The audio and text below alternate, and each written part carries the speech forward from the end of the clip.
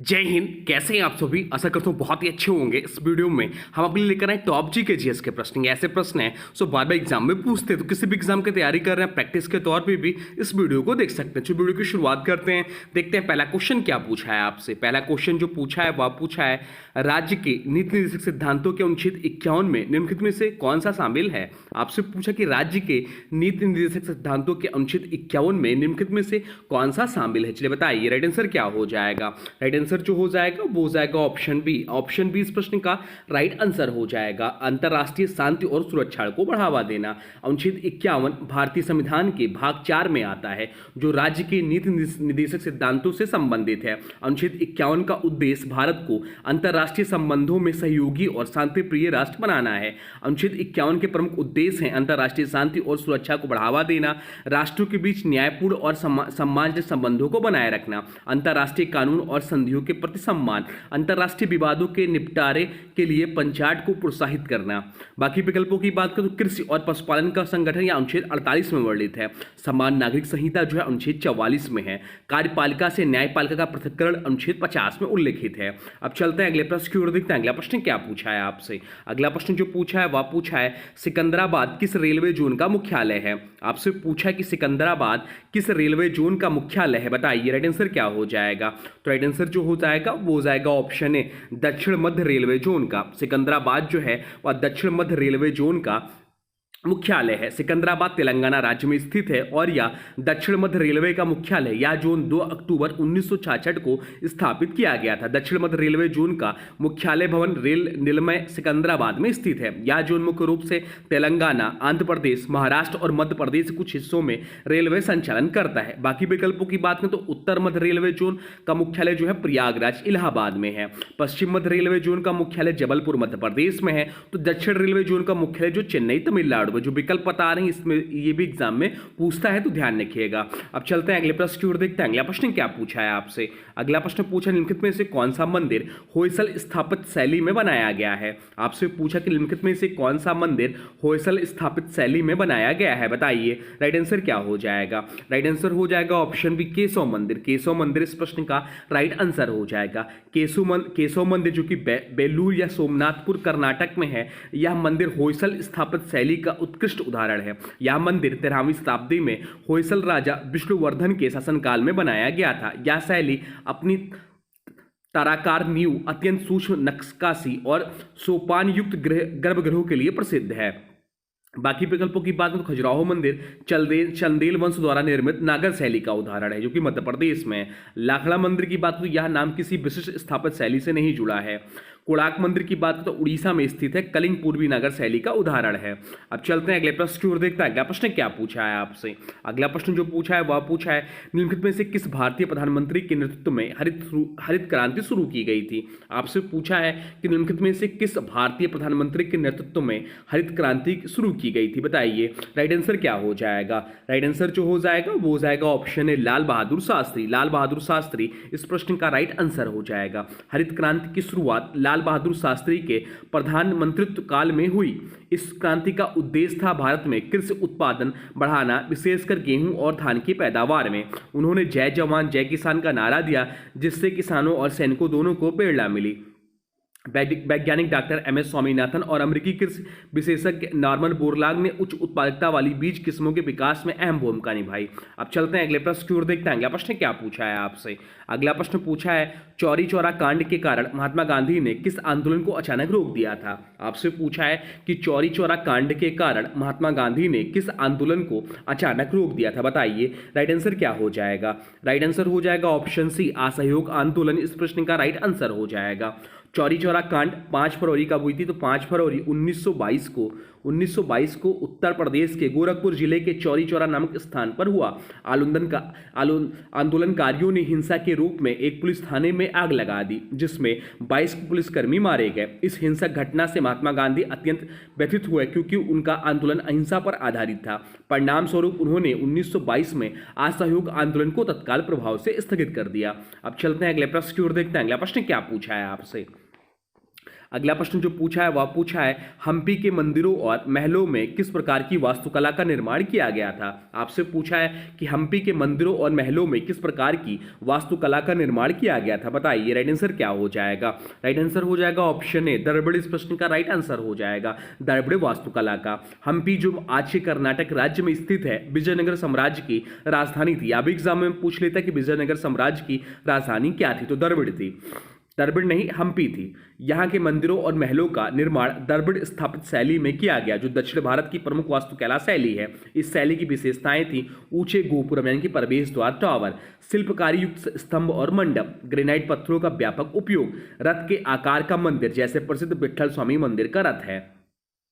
अब चलते हैं अगले प्रश्न की ओर, देखते हैं अगला प्रश्न क्या पूछा है आपसे। अगला प्रश्न जो पूछा है वह पूछा है भारत ने ओलंपिक में हॉकी में अपना आखिरी स्वर्ण पदक कब जीता। आपसे पूछा कि भारत ने ओलंपिक में हॉकी में अपना आखिरी स्वर्ण पदक कब जीता। बताइए राइट आंसर क्या हो जाएगा। राइट आंसर हो जाएगा ऑप्शन सी 1980 में जीता था।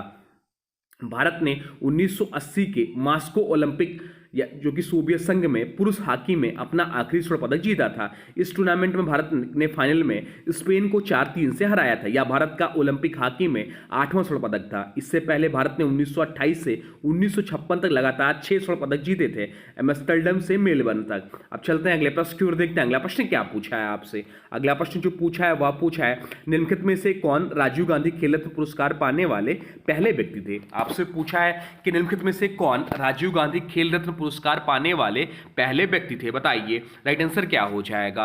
राइट आंसर हो जाएगा ऑप्शन बी विश्वनाथ आनंद। इस प्रश्न का राइट आंसर हो जाएगा राजीव गांधी खेल रत्न पुरस्कार। अब इसे मेजर ध्यानचंद खेल रत्न पुरस्कार कहा जाता है। भारत का सर्वोच्च खेल पुरस्कार है। इसकी स्थापना 1991-92 में की गई थी। इस पुरस्कार के पहले विजेता बने शतरंज के ग्रैंड मास्टर विश्वनाथ आनंद।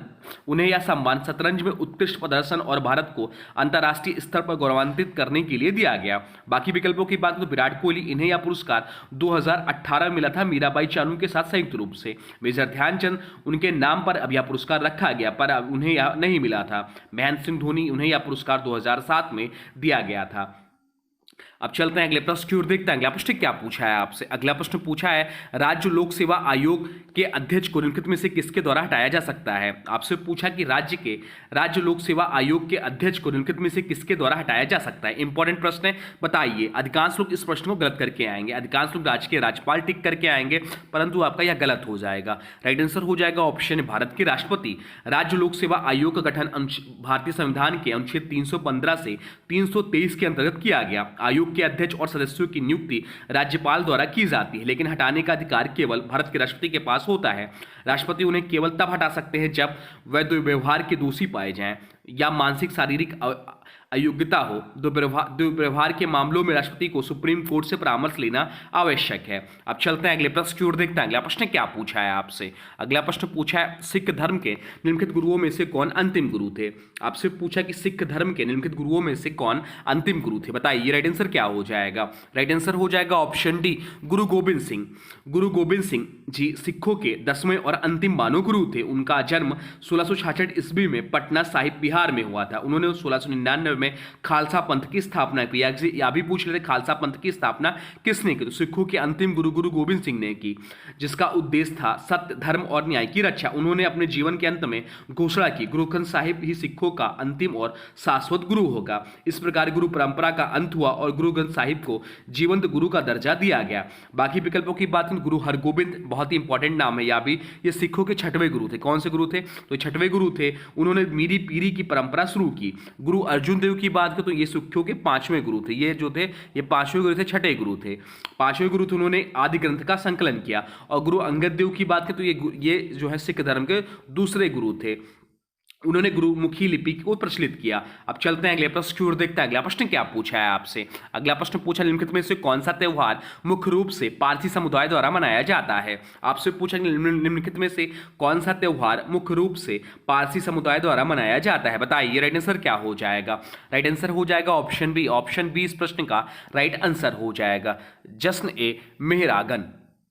जश्न-ए-मेहरागन पारसी समुदाय का एक प्रमुख त्यौहार है। यह प्राचीन फारसी देवता मित्र को समर्पित है, जो प्रेम, मित्रता और अनुबंध के देवता माने जाते हैं। यह त्योहार आमतौर पर अक्टूबर महीने में मनाया जाता है। बाकी विकल्पों की बात करें तो सोग्रक्रांत जो है थाईलैंड में मनाया जाने वाला थाई नववर्ष उत्सव है। दीपावली हिंदू, जैन और सिख समुदाय का प्रमुख त्योहार है। मिलाद उन नबी इस्लाम धर्म में हजरत मोहम्मद साहब के जन्मदिवस के रूप में मनाया जाता है। यह भी ध्यान रखिए, एग्जाम में पूछ लेता है। अब चलते हैं अगले प्रश्न की ओर, देखते हैं अगला प्रश्न क्या पूछा है आपसे। अगला प्रश्न पूछा निम्नलिखित में से कौन सा वनस्पति जगत का सबसे प्रमुख वर्ग है।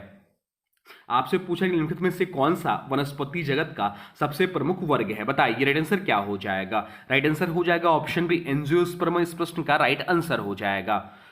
एंजियोस्पर्म को आवर्तबीजी पौधे कहा जाता है। ये पौधे फूल, फल और बीज उत्पन्न करते हैं। उनके बीज फल के अंदर सुरक्षित रहते हैं, यही कारण है कि उन्हें आवर्तबीजी कहा जाता है। यह समूह वनस्पति जगत का सबसे विकसित और सर्वाधिक संख्या वाला वर्ग है।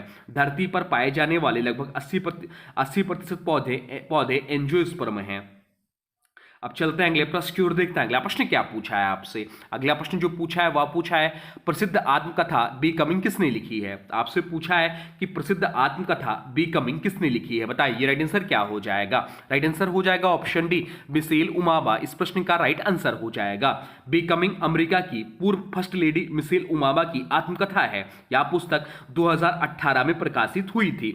इसमें उन्होंने अपने बचपन, शिक्षा, बराक ओबामा से विवाह और व्हाइट हाउस में अपने अनुभवों का वर्णन किया। यह पुस्तक विश्व भर में बेस्ट सेलर रही और कई भाषाओं में अनुवादित की गई।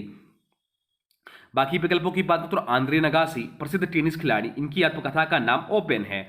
अब चलते हैं अगले प्रश्न की ओर, देखते हैं अगला प्रश्न क्या पूछा है आपसे। अगला प्रश्न जो पूछा है वह पूछा है आर्य समाज की स्थापना निम्नलिखित में से किस वर्ष में हुई और किसने की थी। आपसे पूछा है कि आर्य समाज की स्थापना निम्नलिखित में से किस वर्ष में हुई थी और किसने की थी, बताइए राइट आंसर क्या हो जाएगा।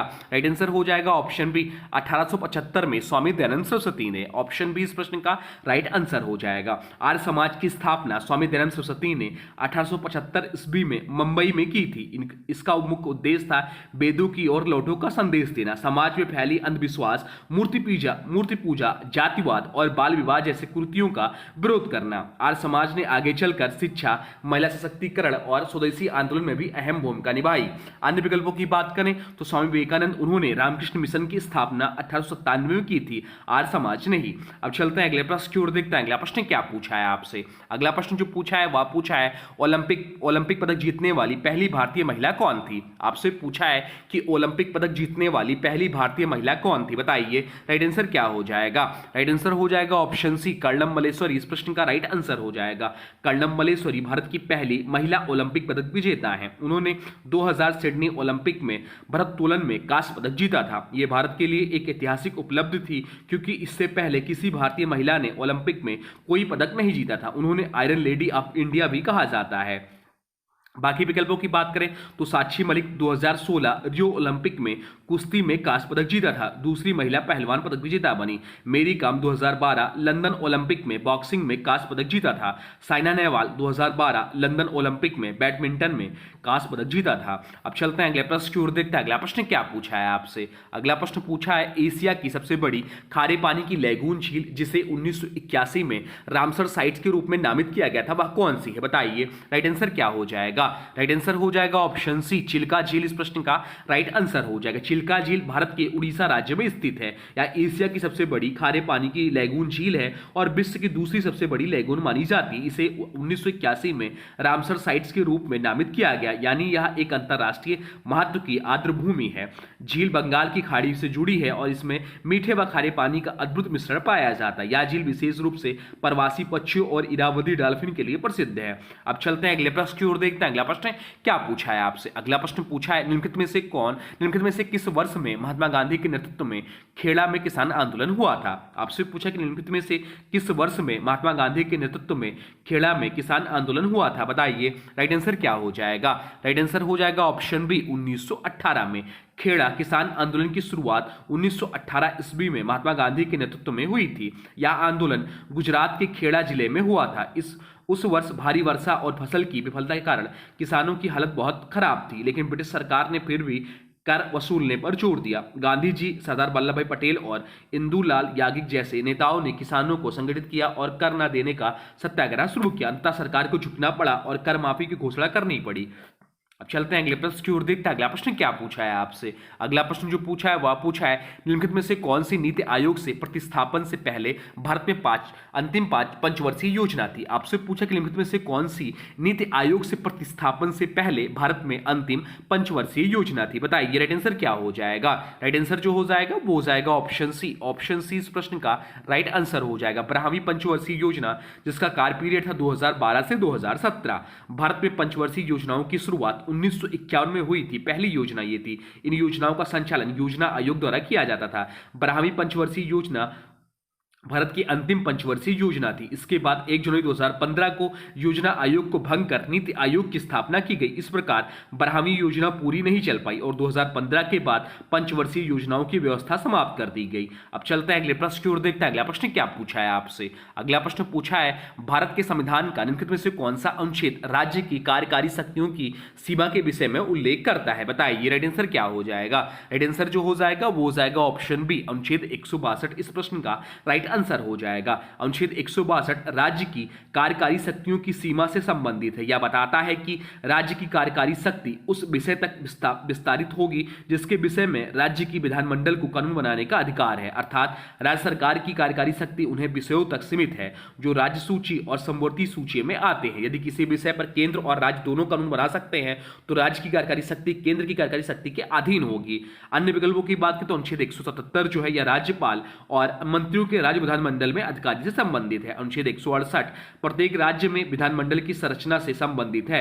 विधानसभा और विधान परिषद। अनुच्छेद 165 जो है राज्य के महाधिवक्ता के पद से संबंधित है। यह भी इंपॉर्टेंट अनुच्छेद है। अनुच्छेद 165 राज्य के महाधिवक्ता यानी कि एडवोकेट जनरल के पद से संबंधित है। अब चलते हैं अगले प्रश्न की ओर, देखते हैं अगला प्रश्न क्या पूछा है आपसे। अगला प्रश्न जो पूछा है वह पूछा है वर्ष 1955 में गणतंत्र दिवस परेड दिल्ली में निम्नलिखित में से किस स्थान पर आयोजित की गई थी। आपसे पूछा कि वर्ष 1955 में गणतंत्र दिवस परेड दिल्ली में निम्नलिखित में से किस स्थान पर आयोजित की गई थी। बताइए राइट आंसर क्या हो जाएगा। राइट आंसर हो जाएगा ऑप्शन डी, राजपथ। भारत में पहली गणतंत्र दिवस परेड 26 जनवरी 1950 को आयोजित हुई थी, लेकिन यह राजपथ तत्कालीन किंग्सवे पर नहीं हुई थी। 1950 से 1954 तक परेड विभिन्न स्थानों जैसे red fort, Irwin stadium, Ramlila मैदान और संसद मार्ग पर आयोजित की जाती थी। वर्ष 1955 से पहली बार गणतंत्र दिवस परेड का आयोजन राजपथ, जिसका अब नाम कर्तव्य पथ है, पर किया गया। तब से लेकर अब तक 2025 तक यह परेड यहीं आयोजित की जाती थी। इसलिए यह क्वेश्चन इंपॉर्टेंट हो जाता है एग्जाम में, ध्यान रखिए। 1955 से राजपथ में गणतंत्र दिवस परेड जो है इसका आयोजन होने लगा। तो ये रहे आपके टॉप जी के जीएस के प्रश्न जो आपके आने वाले एग्जाम के लिए बहुत ही महत्वपूर्ण है, किसी भी एग्जाम की तैयारी कर रहे हैं। अब आज के वीडियो से प्रश्न है, इसका राइट आंसर आप लोगों को कमेंट बॉक्स में बताना है। आज के वीडियो से प्रश्न है निम्नलिखित में से कौन राजीव गांधी खेल रत्न पुरस्कार पाने वाले पहले व्यक्ति थे। आपसे पूछा है कि निम्नलिखित में से कौन राजीव गांधी खेल रत्न पुरस्कार पाने वाले पहले व्यक्ति थे। इसका जो भी राइट आंसर हो कमेंट बॉक्स में जरूर बताइए। इसके बारे में जो भी कुछ जानते हैं वह भी कमेंट बॉक्स में लिख दीजिए। और हाँ देखिए, अभी तक आपने वीडियो को लाइक नहीं किया है तो प्लीज वीडियो को लाइक कर दीजिए और चैनल पर नए हैं चैनल को सब्सक्राइब भी कर लीजिए।